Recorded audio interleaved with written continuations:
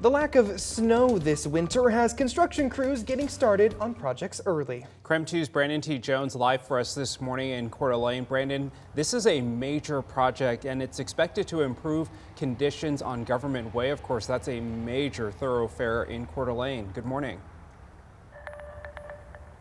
Yeah, good morning, Tim, Christian. Well, of course, you know, it's been interesting to see all the snow across the country fall in areas where typically they don't get that much snow. But here up in the inland northwest, we haven't been getting much. And of course, that is good for construction crews because they can start their season a little bit earlier.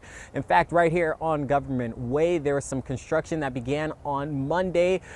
And that construction was actually scheduled to begin in the spring, so a bit early here. And according to our news partners at the Coeur d'Alene Press, that's not something that is typical, right? So snowplow crews would have typically been clearing roads at least a few times this season, but so far that hasn't been the case, and they haven't even been ordered out once. As for the work you may see from crews, early steps will be upgrading traffic signals at 10 intersections along Government Way from Harrison to Prairie Avenue. They began at Wilbur Avenue at the intersection of Government and Wilbur, which is just about 2 minutes up the road from here. The goal is to also bring pedestrian ramps into ADA compliance. In March, crews hope to begin concrete work on ramps, but the main focus is those traffic signals right now.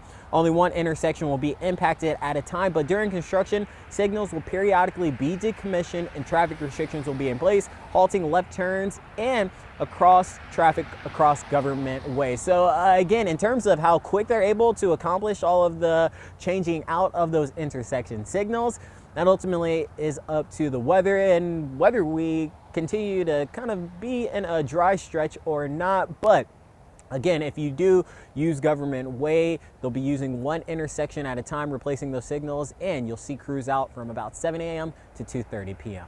For now, reporting live in Coeur d'Alene, Brandon T. Jones, KREM 2 News.